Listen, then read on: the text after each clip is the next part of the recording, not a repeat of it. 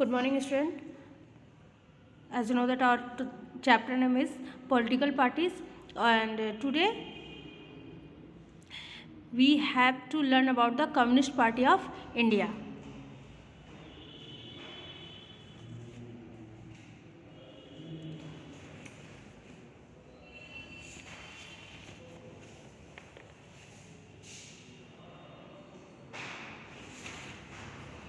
Communist Party of India, formed in 1925, believe in Marxism and Leninism, secularism and democracy, opposed to the forced secessionism and the communalism, accept parliamentary democracy as a means of promoting the interest of the working classes, farmer and the poor, become weak after the split in the party in 1964 that lead to the formation of the CPI-M. Significant present in the state of the Kerala, West Bengal, Punjab, Andhra Pradesh and Tamil Nadu. Its support base had gradually declined over the years. It secured less than 1% vote and 2 seats in 2019 Lok Sabha election.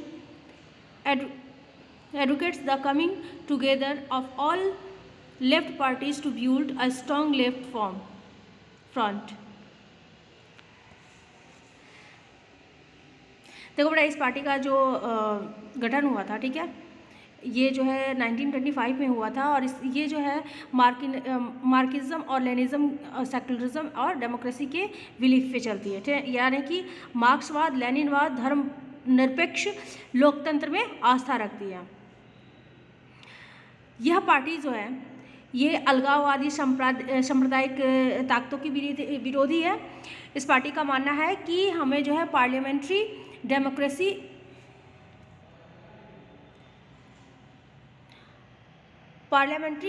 Democracy का मतलब ये होता है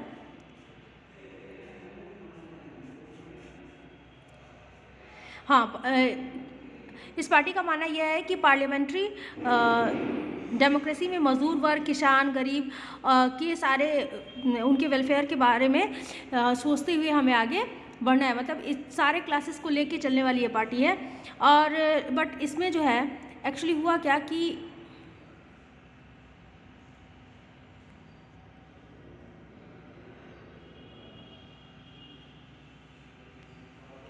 लेकिन ये बाद में बहुत जो है थोड़ी सी अपने आप को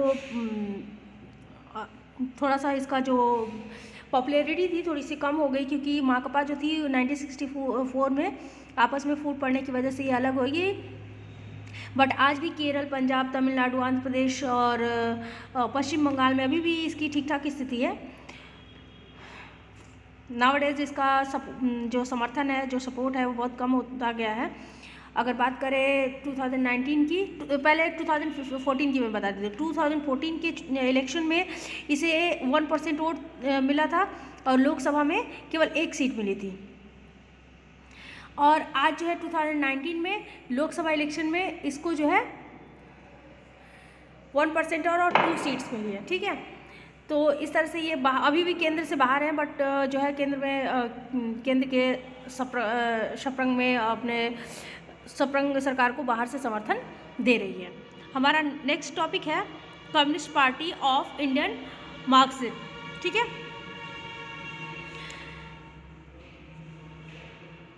ये जो पार्टी थी,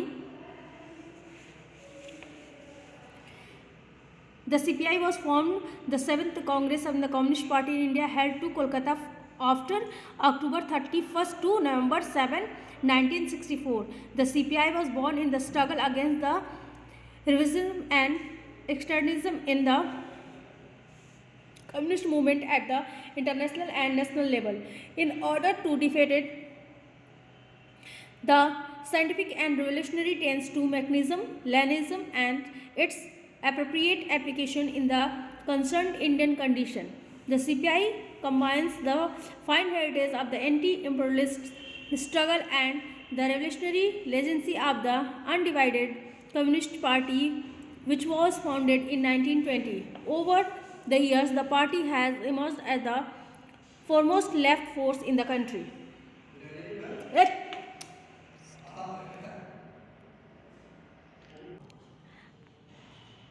ओके ना। अब बात करते हैं हम बेटा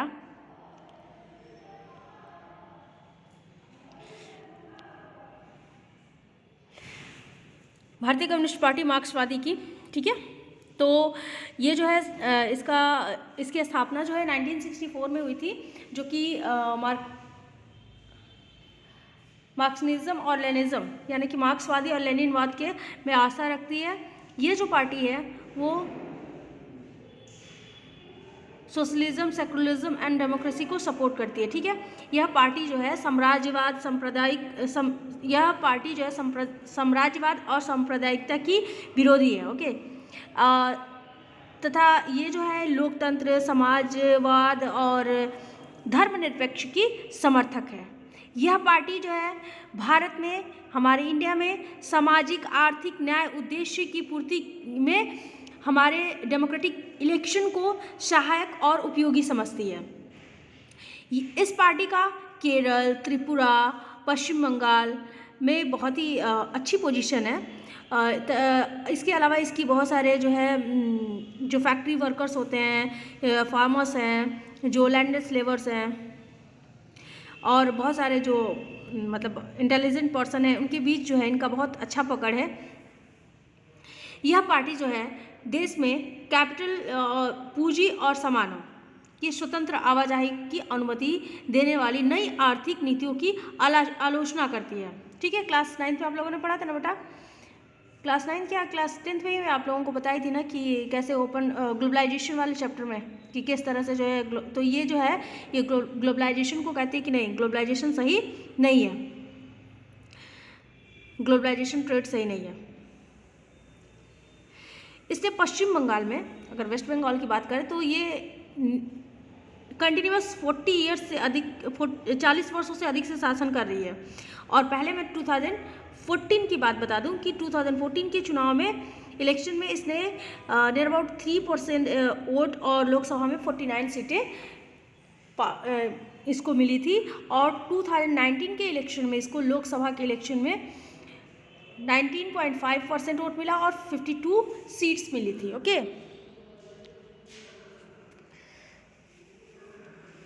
Now after this topic, now next topic is Indian national Congress.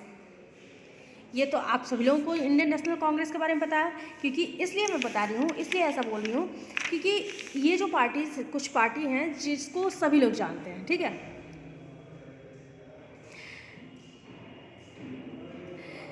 The oldest Indian political party, the Indian National Congress, was formed in 1885 and was the most powerful force behind the country's struggle for independence. It also held power the most year after independence. The party has also been instrumental in the making or fall non-Congress government at the center when it was out of power.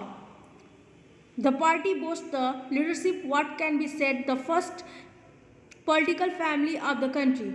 The dynasty goes back to the time of Jawaharlal Nehru, India's first Prime Minister. His daughter Indira Gandhi, active during the years of freedom struggle, was the natural heir to throne. The suspicions of democracy institution during emergency earned her many criticised then and also led to the birth of political noise swept the polls through the apparent sympathetic webs. Now listen dear.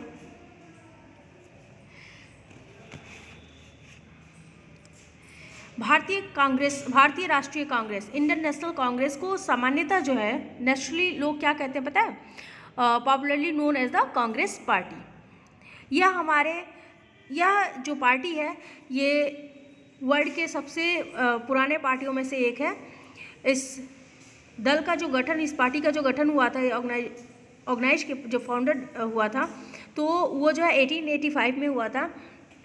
इस party में बहुत सारे बहुत सारे अलगाव हुए, बहुत सारे विभाजन हुए और जो है इसके बाद जो है जब हमारी कंट्री को आज़ादी मिली थी तो स्वतंत्रता के बाद जो है स्टेट लेवल पे, नेशनल लेवल पे अनेक डिकेट्स के तहत इसने बहुत तरह की जो है बहुत मतलब अच्छी प्रमुख भूमिका निभाई थी। जवाहरलाल नेहरू का नाम आप लोगों ने सुना है, जो first prime minister of the India. Jawaharlal Nehru की अध्यक्षता में, ठीक है, इस पार्टी ने भारत को एक आधुनिक धर्मनिरपेक्ष लोकतांत्रिक गणराज्य बनाने की कोशिश की। ओके, 1977 तक कंटिन्यूअस, फिर से 1980 से और 1989 तक इसने देश पर शासन किया। ओके, इंदिरा गांधी वाला समय याद है ना। तो अगर 1989 के बाद इस पार्टी को थोड़ा जो है लोगों का सपोर्ट मिलना कम हुआ, बट अभी यह पूरे कंट्री और समाज के मतलब हमारी सोसाइटी के सभी वर्ग में अपना स्थान बनाए हुए है। ये अपने मतलब कि अपने एक थिंकिंग को रख के जो है हमारे जो मिडिल मध्यवर्गीय लोग हैं, मध्यमार्गी, न वामपंथी न दक्षिणपंथी, ठीक है, इस दल में जो है धर्मनिरपेक्षता और कमज़ोर वर्गों, जो जिनकी माइनॉरिटी अल्पसंख्यक हैं, सबकी भलाई को अपना मतलब मेन एजेंडा बनाया है। यह जो पार्टी है नई पॉलिसीज़ का समर्थन करता है, साथ ही जो है अवेयर रहता है कि इन पॉलिसीज़ का गरीब तथा कमज़ोर वर्ग जो हैं उनके ऊपर कोई इसका बुरा प्रभाव तो नहीं पड़ेगा। ठीक, इसके बाद हमारा जो है इस पार्टीज में लास्ट टॉपिक है nationalist Congress party.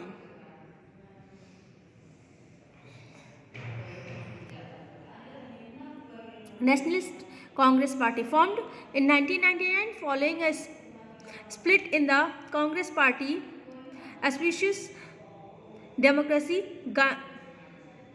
Gandhian secularism, equity, social justice and federalism want this high office in government be conferred to natural born citizen of the country, a major party of Maharashtra, and has a significant presence in Meghalaya, Manipur and Assam, a coalition partner in the state of Maharashtra in alliance with the Congress. Since 2004, a member of the United Progressive Alliance. In 2019 Lok Sabha election, it won 1.4% votes and 5 seats.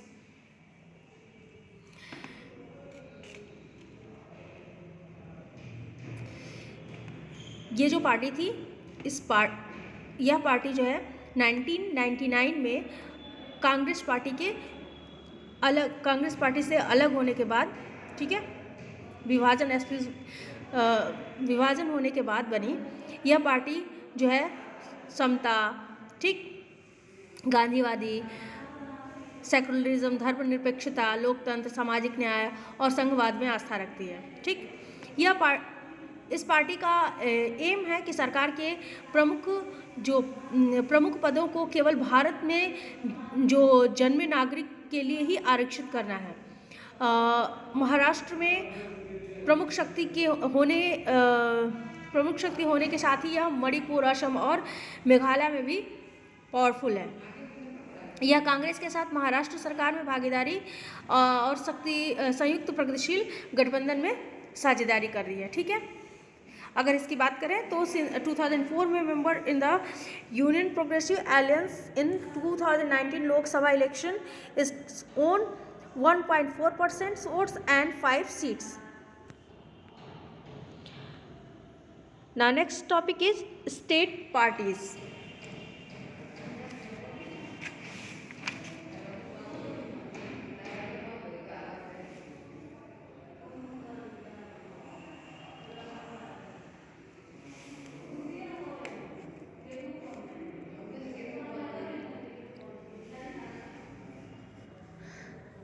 Listen dear, state parties or regional parties are political parties which participated in different elections but only within one state.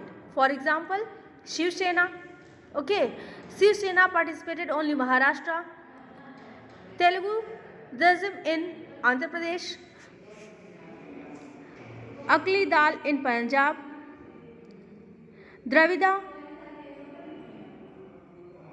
it means Dravida Muntekar Kanjagam, DMK is Tamil Nadu, Biju Janata Dal in Odisha, Sikkim Democratic Front in Sikkim, Mizo National Front in Mizoram, and there are other such state parties. There are some small communist parties who participated only within one state.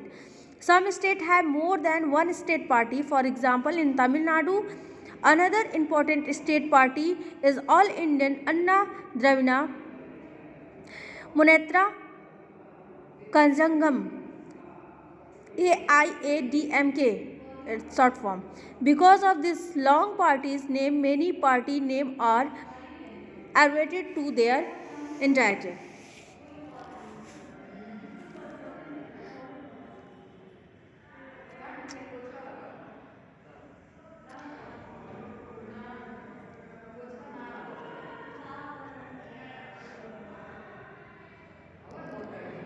Other than these 7 parties, most of major parties of the country classified by the Election Commission as a state parties.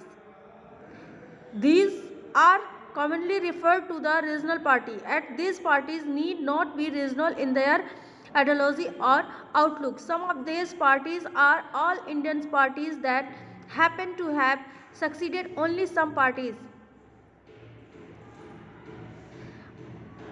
Now just अभी मैंने आप लोगों को जो examples बताए, ठीक है, देखो जो अभी मैंने 7 पार्टीज़ के बारे में आपको बताया, उन 7 जो है नेशनल पॉलिटिकल पार्टीज़ के अलावा भी बहुत सारे जो है पार्टीज़ होती हैं जो कि किसी स्टेट पार्टी के रूप में उनको मान्यता मिली है. हमारी जो है इलेक्शन कमीशन ने उसको स्टेट पार्टी का दर्जा दिया है, उसको मान्यता दी है, जिनको ऐसे जनरली जो है रीजनल पार्टी बोलते हैं. बट ये कोई ज़रूरी नहीं है कि वो अपने विचारों या फिर अपने जो है दृष्टिकोण में ये दल क्षेत्रीय ही हों. इनमें से कुछ जो है अखिल भारतीय दल भी हो सकते हैं, और परंतु इनमें कुछ स्टेट में ही सफलता मिल पाई है, ठीक है. जैसे हमारी राष्ट्रीय जनता दल, ठीक है,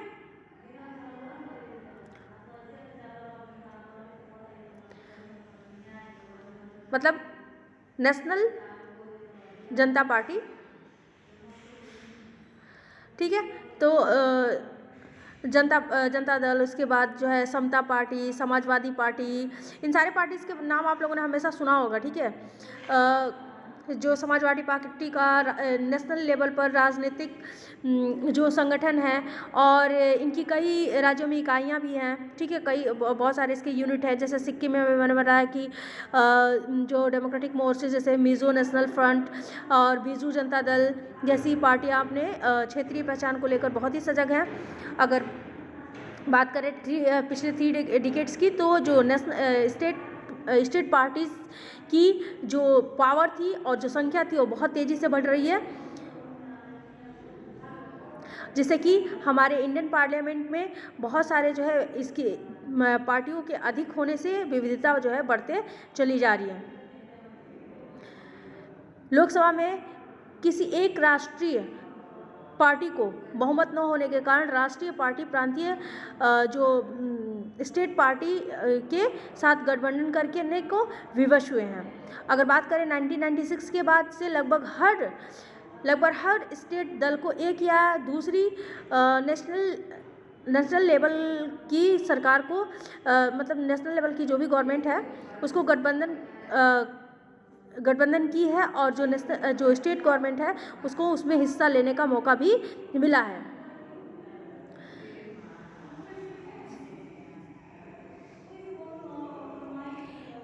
देखो बेटा, इसके बारे में जो है बहुत जो ये क्या कहते हैं, ये आपका मैप्स दिया हुआ है, ठीक है. इसको आप लोग एक बार अपनी कॉपी में ड्रॉ कर लीजिएगा, ठीक है, और इसको पढ़िएगा. और इस मैप में जो आपको नहीं समझ में आ रहा है वो आप मुझसे ज़रूर पूछिएगा. Now next topic is challenges to political parties, यानी कि पॉलिटिकल पार्टीज के पास कौन कौन से चैलेंजेस होते हैं, क्योंकि चुनौतियां तो हर एक क्षेत्र में हैं, तो इनकी कौन कौन सी चुनौती होती है, कौन कौन से चैलेंजेस होते हैं, इसके बारे में हम लोग पढ़ेंगे।